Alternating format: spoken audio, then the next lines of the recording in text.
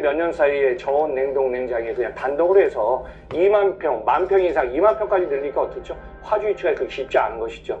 물론 이제 상온이 저온이 어떻다가 아니라 다수의 물류센터를 갖다 정부의 주요 거점. 최근에 황금알을 낳는 거의 물류센터 부동산이 2022년 하반기부터 지금 정체하고 있습니다. 언제 회복될까요? 많은 분들이 지금 질문도 있고 하는데 2024년 현상을 한번 제가 키워드 정리해 보겠습니다. 일단은 현상에서는 중공 물량이 지연되고 있습니다. 아마 코로나 이후에 2020년부터는 수도권의 물류센터가 상당히 많이 늘어났거든요. 그래서 2024년 피크점을 시작으로 올해는 이제 전년 대비 많이 줄고 있습니다.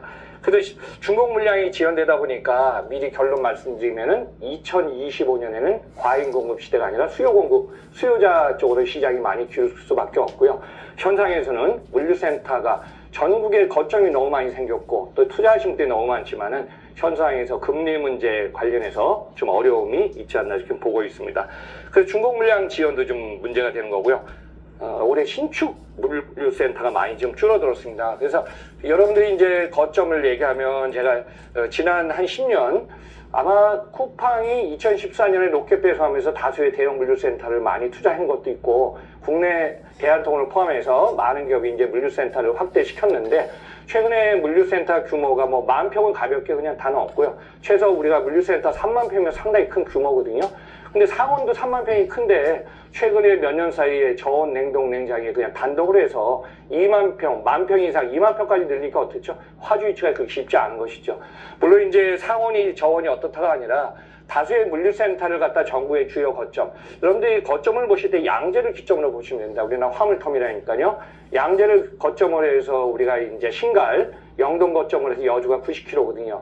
그 밑에 내려가면 기흥, 그 다음에 오산, 여기까지는 상당히 거점이 좋았죠. 몇 년 전에는 남사 IC까지 생겼고. 근데 이제 안성만 해도 65, 70km인데, 안성 쪽에도 자가 물류센터, 거점이 물량 있는 기업들은 상당히 좋았는데, 최근에 안성 밑에 일죽, 또 더 밑에 내려가고, 다수의 물류센터가 있다 보니까, 사실은 물류센터를, 사이트를 만드는 거는 이제 뭐 시행사, 시공사, 투자처 다양한 분들이 하고 계시지만, 여기서 중요한 건 뭐냐면, 사이트를 결정해주는 화주거든요.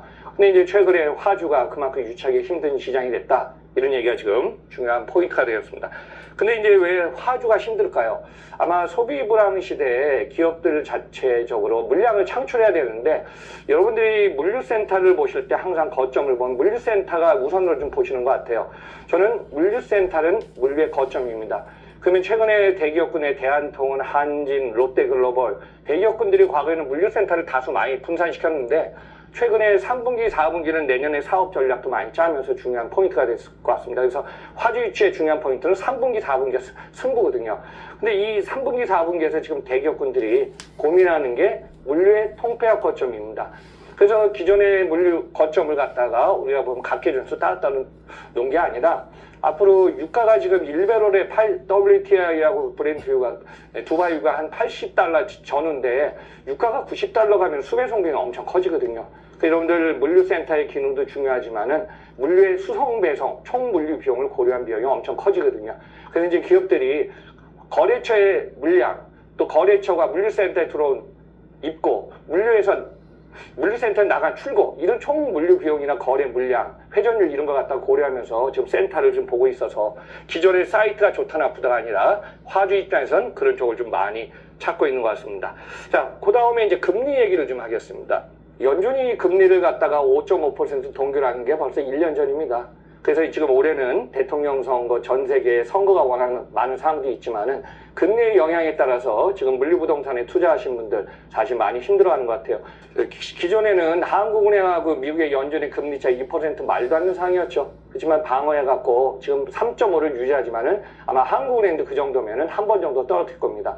근데 여기서 중요한 거는 지금 달러가 1달러가 강달러 시대가 되다 보니까 1380원, 1400원을 왔다 갔다 하는 상황이기 때문에 저는 달러의 하락 어느 정도 1200원 떨어지면 안정적으로 내려와야 그 상황이 유지되는데 강달러가 계속되면 금리가 내려와도 당분간 상당히 어려운 상황이 지금 될 것 같습니다. 그래서 사실 모든 비즈니스는요 수요와 공급의 밸런스입니다. 그래서 이제 시장에 사이클이 있는데 최근에 코로나 있고 2020년 이전부터 물동량이 많아진 것도 사실이지만은 물동에 맞춰서 물류센터가 너무 과잉 공급이 많아졌기 때문에 이 부분에 이제 조정 국면에 들어오지 않았나 이렇게 보고요.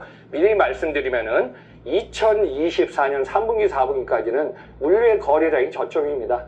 그래서 최근에 화주 유치를 해서 물류센터를 갖다 공시를 채운 기업들이 매각 매수를 하더라도 올해 거래량을 보니까 매수자의 그 상황이 그 거래 금액이 그렇게 크지 않습니다. 이건 뭐냐? 2024년 4분기까지는 관망한다는 얘기입니다. 그리고 2025년 소비 불안과 물량 창출에 따라서 좀 달라지겠지만은 이 부분을 저점에서 이제 바닥 찍고 올라갈 시점. 그래서 저는 2025년 2분기 정도 빠르면은 그때 이제 물류 부동산이 조금 서서히 회복되지 않을까. 그렇게 지금 조심스럽게 저도 예상을 좀 해보고 있습니다. 불과 10년 안에 우리나라의 물류센터가 이제 급격히 커지면서 약 20만 평 이상 됐던 동탄 물류센터가 거의 2018년 말 연말에 준공됐거든요. 그리고 부천 오정동 물류센터 8, 9만 평이 최근이고. 그러다 보면 이제 물류센터가 대형화가 그렇게 많지는 않았는데 불과 최근 5년, 10년 전에 지금 바뀐 게 뭐냐면 산업단지 물류센터들이 많이 생겼습니다. 산업단지 물류센터를 다 물류동으로 할 수 없었고 유통이나 물류, 또 지원시설, 리조트 시설 다양한 용도 변경하면서 이제 그 물류센터 시설 고부가치를 올리려고 했던 것이 지금 기억납니다. 이런 상황에서 우리나라 물류센터가 지금 계속 가고 있는데요. 물론 이제 외국계 투자 자산운용사가 한국에 들어와서 대표적으로 CBR이라든가 그다음에 관련된 기업들이 많이 있죠. 뭐 JLL도 그렇고요. 처음에는 물류부동산에 손을 안 댔습니다. 불과 10년 전입니다. 처음에는 부동산, 오피스, 호텔, 유통 이런 쪽에 투자를 하다가 최근에 불과 10년 이전부터 물류부동산에 투자하기 시작했죠. 그러다 보니까 어떤 현상이 일어났냐면은 국내에 이제 많은 투자 자산운용사가 있는데요.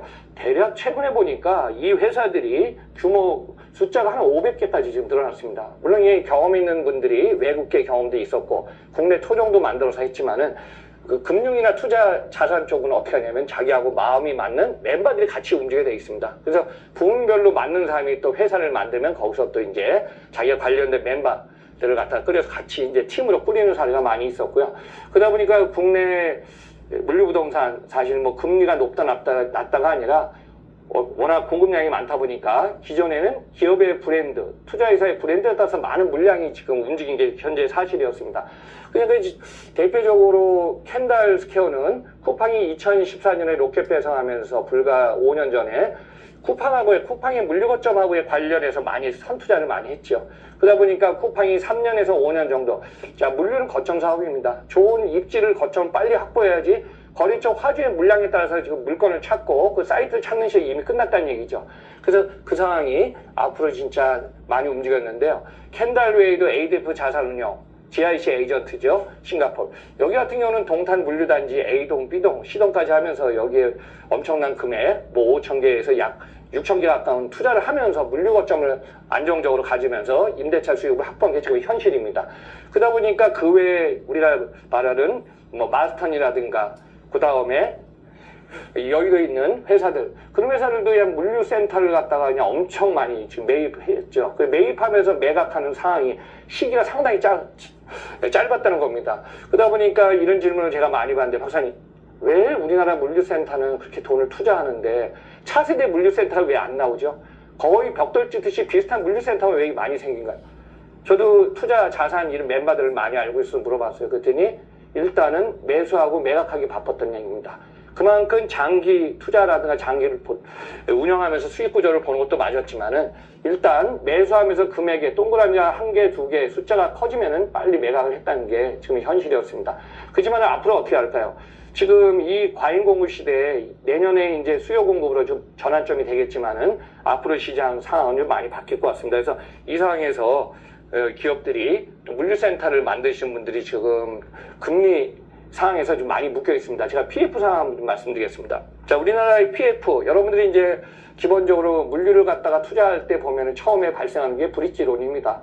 브릿지론으로 땅을 매수하든지 하면서 이 프로젝트가 갈 수 있나 이걸 갖다가 은행권이라든가 비금융권으로 투자하는 게 우리가 프로젝트 파이낸싱이거든요.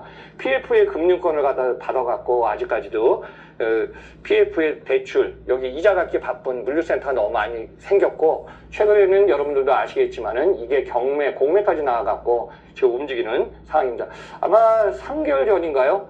정자의 물류센터가 상당히 좋은 물건이 있었는데, 이 물건이 한 2,500억 투자했거든요. 한 3,500억에 지금 시세, 기업 가치를 봤는데도 결국은 경매, 공매까지 나오다 보니까요, 이 부분을 이지스 자산운용이 한 2,200억에 매수한 사례도 있습니다. 그래서 아마 국내 시장에서 다수의 물건들이 계속 좀 나올 것 같습니다. 그러면 이제 기업 입장에서 볼 때는 사실 중요한 거는 캠레이트가 상당히 중요하거든요. 2020년부터 연준이 금리를 올리면서 약 6개월 이후에 이제 파동의 변화가 있기 시작합니다. 그러면서 이제 캠레이트가 4%대 후반, 그러다가 최근에 5.5%, 또 올해 지금 2분기에 평균치 나온 거 보니까 한 5.75 정도까지 캠레이트는 서서히 지금 올라가는 것 같습니다. 그러면 2025년에 공급량이 줄어들고 오히려 수요량이 많아지는 경우, 그럴 때는 캠레이트가 지금 6% 이상 다시 이제 회복될 상황도 좀 예상할 수 있을 것 같습니다. 그래서 지금 신규 물량이 어느 정도 늘었나 한번 좀 제가 보니까요. 여러분들 이제 수도권하고 지방권 한번 좀 잘 보셔야 됩니다. 수도권은 우리나라 전국 인구가 3년 전부터 줄었네요. 5,150만 명인데 수도권에 인구가 과반수가 몰려있고 물동량의 밀집도가 한 65에서 70%거든요.